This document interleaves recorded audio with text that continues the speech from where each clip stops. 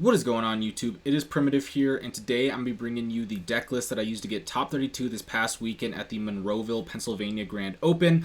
It is going to be a white-green aggro list, and this was something that I was a really big fan of. I didn't prep a lot leading into this format because I did take a couple month break from really just playing card games at all. So when coming back into this format and trying to decide what I was going to play to try to get my invite, I was a really big fan of white aggro. I really thought it was going to be something that was really strong because it has such a strong early game into things like purple core control as well as the white purple axe biter. But I really didn't like the fact that it was just this deck where if you don't win on turn 2 or turn 3, then you just kind of lose the game. So I was testing it and I wasn't sure if I was going to bring it, but then after making some tweaks and adding in some green cards, it really changed the dynamic of this deck from being something that you don't necessarily have to win on turn 2 or have to just try to FTK your opponent. You can get some early chip in and then still be able to finish the game way down the line with some of the new set 2 cards that we have. So after some testing, I really like this list. I do think that if with a little bit more prep, I could have done a little bit better, but still got my invite and now can start prepping for the Pro Tour going on in the Netherlands. But with that being said, let's go ahead and get on into the list. So starting off, we are going to be having a bunch of just very small vanilla spirits. So starting off with the 4 map butterfly. This card was very important because we do need 1 to 2 green reductions at really any given point with this deck because we are playing beam rifle. So being able to play that for cheaper and then being able to neutralize blockers was really big. So map butterfly is very nice, free to play. It does have a 3k stat line, which is really nice because the rest of our lower cost, a lot of the times you are going to be sitting at 2k, which is very bad because you can trade into things like 0 costs and it's just not as great. But being able to have something that was free to play that can get up to 3k was very nice. Then we're going to be having 4 Automatic Gunner, the best 1-drop because it has the 4k stat line, which means that you can play around Burning Force. And then, again, 1 cost, 1 reduction. There's going to be a lot of free-to-play. And when I say free-to-play, not like Map Butterfly where it costs 0, but it's going to have the same reduction as it does cost. So Gunner was the best 1-drop, so we're definitely playing 4 of that. Then we're going to be having 4 of the Mecha Wing Duck. This card, again, is very nice because it is 1 cost, 1 reduction, but it did have the effect where when you bounce one of your opponent's spirits during their attack step, you do get to ramp a core. That only happened a couple times, but it did come up pretty nice. Being able to play Dream Bomb and then ramp a core to be able to then have another core this next turn to be able to either get higher BP on your spirits or just be able to play more spirits out was very nice. And we decided to play 4 Duck over the 4 Swan because we are only playing 2 Swan. Same stat line as Duck, but it is just a vanilla. So wanted to play the 4 Duck over the Swan so that way whenever you did Dream Bomb on your opponent's turn, you could have that effect. Again, like I said, it didn't come up very often in testing or in the tournament, but when it does come up, it is just strictly better than the Swan. Now moving on into our 2 costs, we are going to have 4 Satellite Falcon. We aren't playing the Capybara because I did have to cut down on some of the vanilla spirits to fit in some of the other cards that I wanted. And we went with the Satellite Falcon over the Capybara, even though I like the other one way better because he's very cute. But we are siding in the Heavy Tank Curiosity, and so we needed this to be a mecha. So that way when we side that in versus Pterosaur, we were able to increase our mecha count. So same stat line, it's just that the other one is a machine beast, so we needed to have that mecha tag.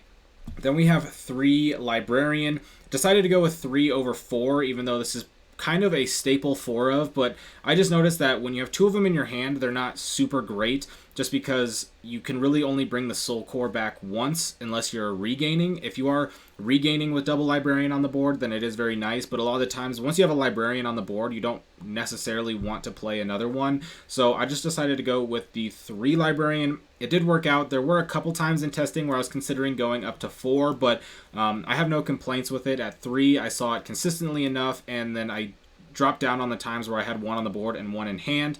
And even the times where you have 1 on board and 1 in hand, once this one goes down, you can play another one. So you really only need like 2 a game max. So by playing 4, sometimes you just had a dead card. So 3 was nice. And then we're going to be having 3 Bullet Ray. Bullet Ray kind of got cut from a lot of white aggro lists going into set 2, but when I was playing it, I wanted something that had a higher stat line, because like I said, a lot of the things in this deck are going to be in Burning Force range at either 3k or 2k. Even Librarian during your opponent's turn when you aren't using the effect to bring back the Soul Core is going to be a 2k or a 3k, so a lot of times you get Burning Forced out, and so Bullet Ray was a cheap spirit that can get you up to 5k with 2 cores. This card also came up very nice because a lot of the times when you're going first, you're going to want to play this if you have it in your hand, so that way you can just use all 4 cores to set up a 5k, which is very nice into things like Worker Ant-Man. If they play that going first, then they can't really swing. They can to get the ramp, but then they're going to lose it to the Bullet Ray. But for the most part, having a 5k was very big. It's kind of hard to get rid of. It's very little core investment, and then overall just going to be very beefy. And then to finish off the 2 drops, we are going to be having 2 Leaf Wolf. And the reason I played Leaf Wolf in this list was this is essentially the 5th and 6th copy of Regain, because with Regain, the whole purpose of it is to get another attack going. So you kind of restand and then you swing again.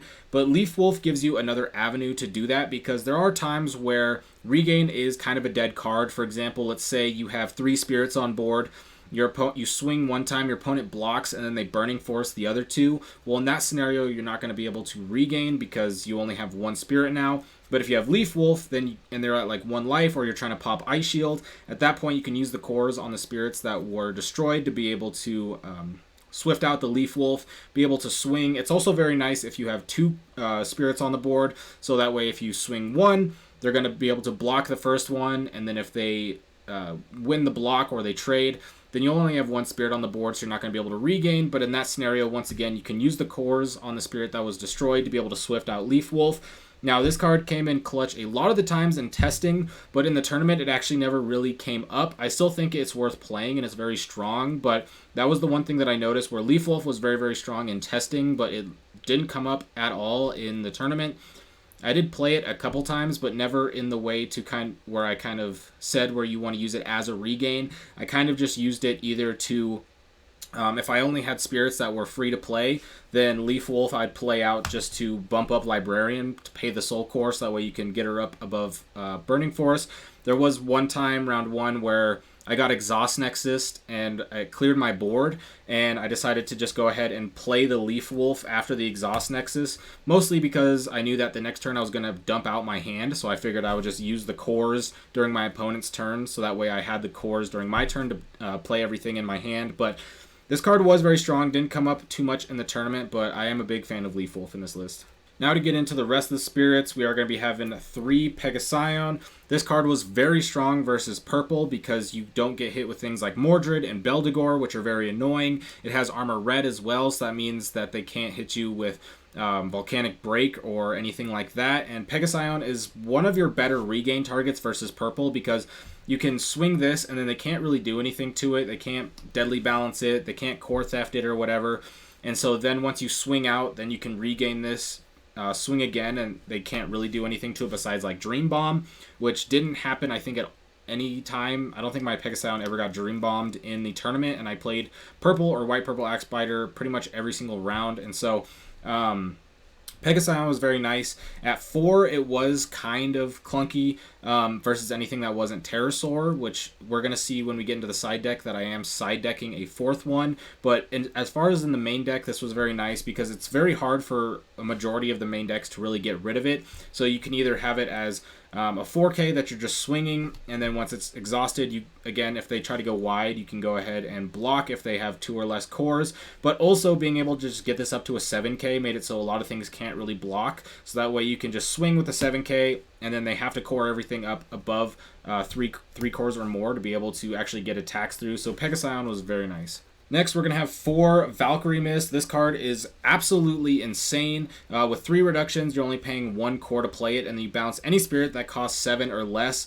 And this card won me so many games, especially versus white-purple Axe Spider, because unless they have something like Gregamir, then you're pretty much bouncing anything in the early game. So if they're paying early for Axe Spider, then that's usually going to be, like on turn 2 or turn 3, then that's usually going to be the only thing they have on the board, spirit-wise, unless they play 0 drops. And so you can just kind of play this out, bounce it, and then start getting swings through. Anytime I had like 2 of these in hand, I pretty much won the game, because it just, your opponent has to then pay for the spirit again next turn, and then you can just neutralize a blocker and then get swings in. Valkyrie Mist is like my favorite card in the game right now. This card is absolutely insane, and it was probably the most impactful card the entire tournament. And to finish off the spirits, we're going to have 3 Arcana Joker. This card was absolutely insane and probably one of the more impactful changes to the deck, because normally you're playing Derm Dyna, but I noticed that in testing, a lot of the times Derm Dyna was just dead in my hand, because if you're chipping your opponent down early to 2 or 1 life, then they aren't going to really be playing Nexuses. So unless they play a Nexus turn 1, then a lot of the times you're not going to be able to make your Derm Dyna unblockable. And I was noticing that people were citing out Nexuses for this deck as well for this specific reason of not dying to Derm Dyna. And so there was just too many times where I was testing where Derm Dyna was completely dead. It was just a very expensive spirit, but I wasn't able to make it unblockable because there was no Nexuses on the board. So with Arcana Joker adding, you are able to get the When Summon, make it unblockable, which made you essentially have a non-conditional thing that cannot get blocked, essentially. And this card came up super big because instead of making it so you have to essentially OTK your opponent, you can just chip them down to 1 early, and then once you get them down to 1, you can play Joker. Normally you want to put 3 cores on it to play around Burning Force, and then you can just go ahead and swing, and then at that point they really need something like Volcanic Break or Dream Bomb to get rid of it. Whenever I was playing Joker to go for game versus like core control and stuff, I would try to have a 1 cost on the board as well to play around Deadly Balance.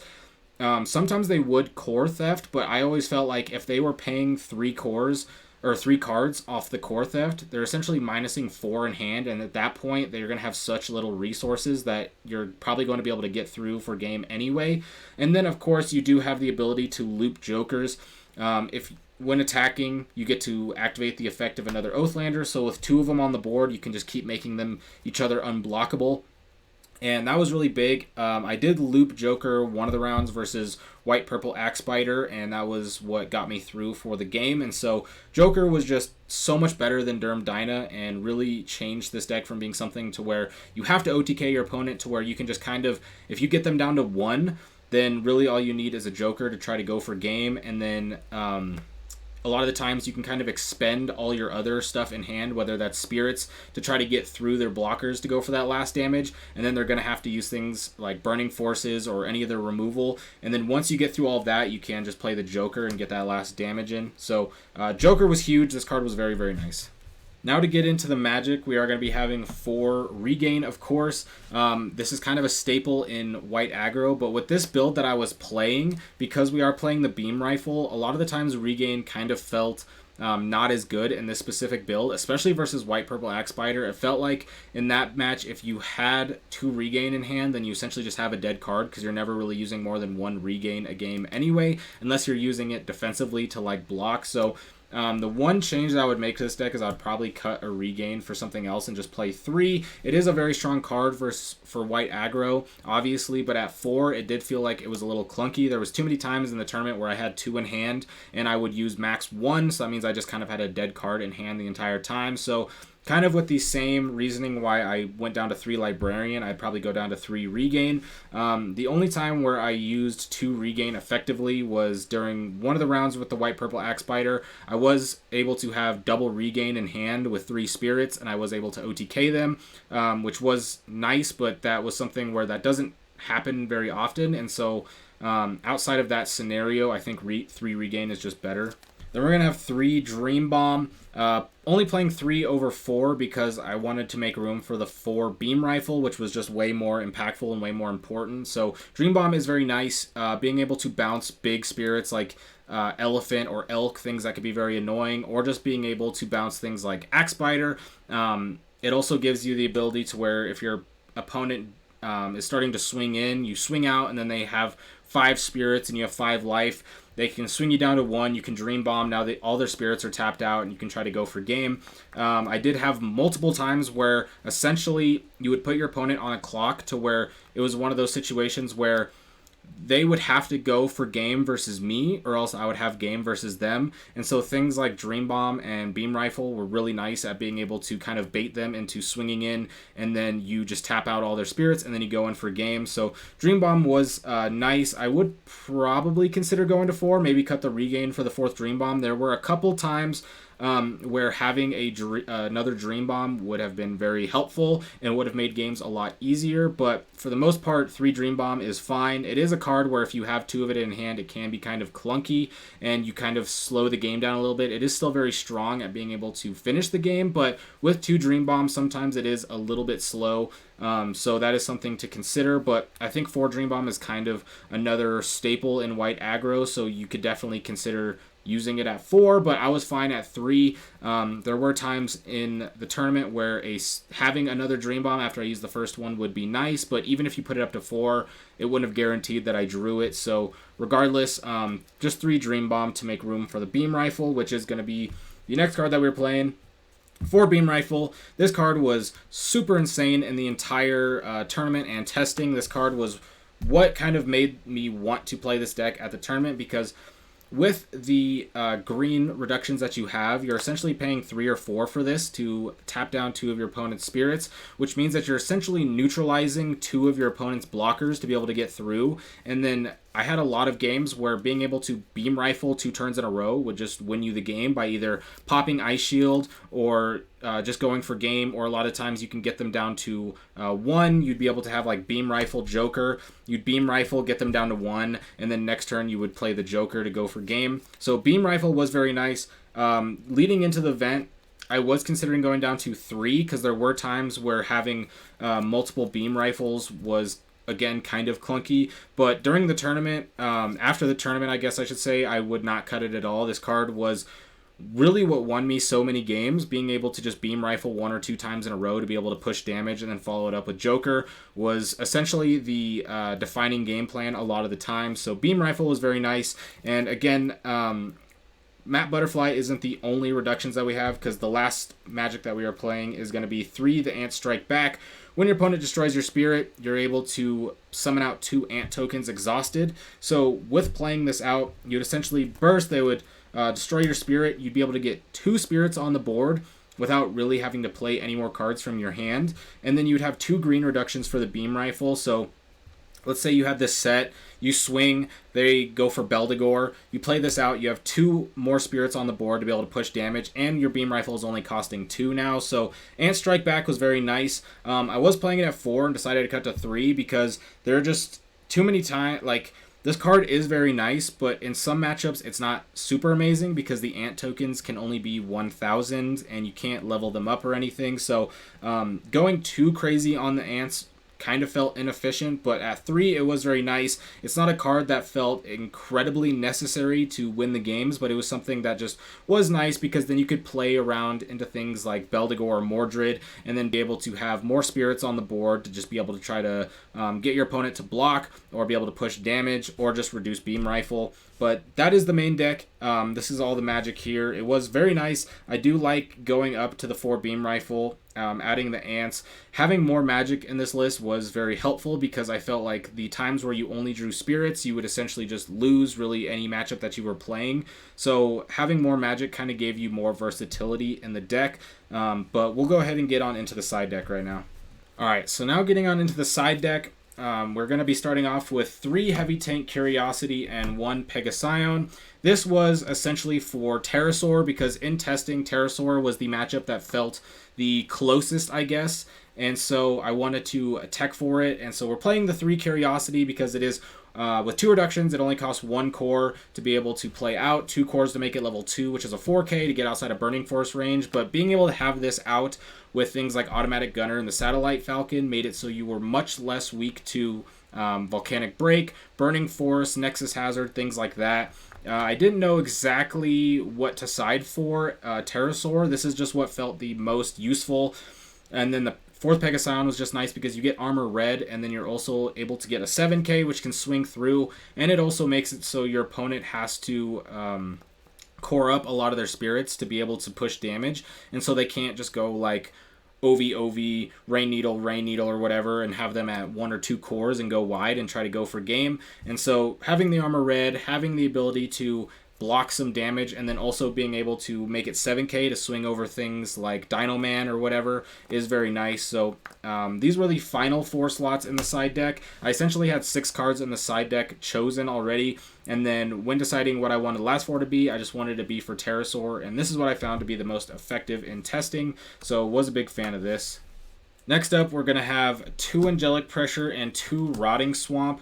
This is going to be the counter side for White Purple Axe Spider. It was the matchup that I felt like the most comfortable in, but the thing is going into the game 2 and game 3, once they side, they are able to side semi-effectively versus White Aggro. So we decided to put the Angelic Pressure in for Gregamir. Gregamir does have armor white, so you can't bounce it with Dream Bomb, you can't bounce it with Valkyrie Mist or whatever. So when looking at cards that I could use to try and neutralize the Gregamir, which is kind of the hardest card for this deck to deal with, Angelic Pressure looked to be the best. There was the Lightning Arrow, which is a 4-cost magic, which makes it so your opponent can't attack or block that turn, but that wasn't as efficient because it costs 4, which is the cost from 3 to 4 is a big difference for a deck that doesn't usually have a lot of cores. But also, when they play Gregamir, they usually want to get it out early, which means that they're going to be making it level 2, which is a 3k, so you can just go ahead and Angelic Pressure it down, get rid of it, and then you don't have to worry about it at later turns like you would with Lightning Arrow, because Lightning Arrow doesn't get rid of it, it just makes it so it can't block for the turn. Despite playing 3 or 4 White Purple Axe Spiders, nobody played a Gregamir against me, so I sided this in every time, and it didn't ever hit a Gregamir, but it was still useful because there was times where my opponent had the 7k Pegasusion on the other side of the board, and so I would swing with the Librarian, make her a 6k, they would block, and then I would Angelic Pressure it down. I also used it to get rid of the 2 costs on my opponent's turn if they were to attack with like Elephant or something, just to get rid of another blocker on the board. And so this did come up. It was slightly inefficient without the Gregamir, so that is something that I have to consider going forward, that if they don't use Gregamir, this card can be slightly dead. It's still semi-useful, but it can be slightly dead. But if they do have the Gregamir and play it early, this will just slow them down so much that it's really hard for them to come back. And then the Rotting Swamp is the other counterside card because they're already going to be playing Force Suppression, and so going into the side deck, they can add more. If they're not playing Force Suppression, they can side more Suppression. If they have the Infinity Shield, they can go ahead and side that in. So with Rotting Swamp, you would essentially just be able to play this.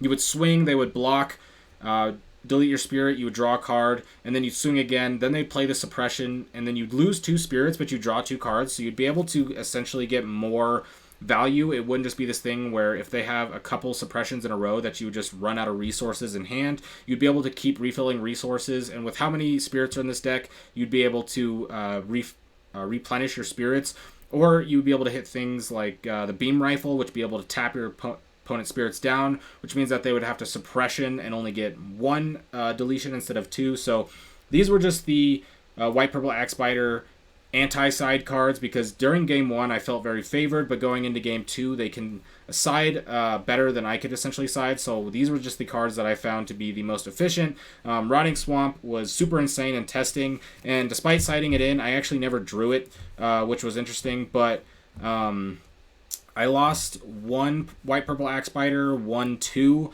with a very unfortunate game 3, but every other White Purple Axe Spider I played, I 2-0'd. So it didn't end up actually mattering, but when you do see this card, they'll usually make you go first.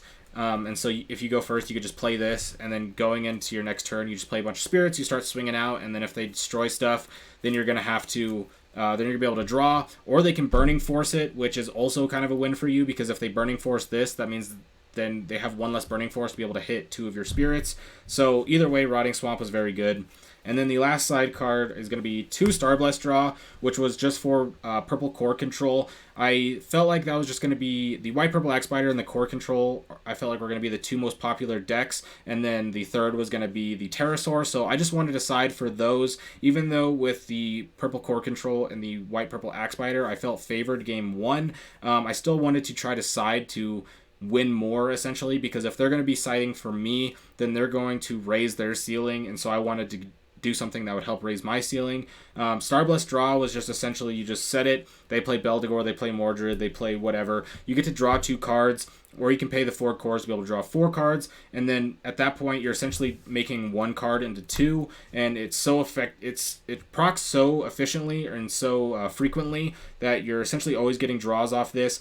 If you're playing it early, you're usually getting 2 draws, but if you play it after like turn 2 or 3, then a lot of the times you can get the 4 draws off of it. And once you draw 4 cards versus that, you just have so much gas that it's very hard for them to get through, because you can hit Jokers, you can hit Beam Rifles, you can hit Ants to be able to get you more Spirits, you can hit Pegasusion, which is hard for them to get rid of, things like that. So, or Valkyrie Mist. Valkyrie Mist came up a lot too. So, Starblast was just something where I didn't feel like I needed to side for anything else besides these matchups, and so I wanted to side something for purple core control. I did also side in the 3rd Pegasusion versus those decks as well, just because you want to be able to swing in and not get Beldegor, not get Mordred. Being able to deny those removal cards is very big, so be able to side these 3 in did help a lot, but that is going to be the side deck that I used. I was pretty happy with it outside of the Angelic Pressure, I guess. In theory, it was something that felt necessary, but in the tournament, it didn't come up as much, so that is something to consider changing, but I still feel like you need to side something for Gregomir just because of how annoying it is for the deck. But regardless, that is going to be the list that I used to get top 32 this past weekend. So if you enjoyed, be sure to like and subscribe. I will catch you next time. Have a good one. Peace.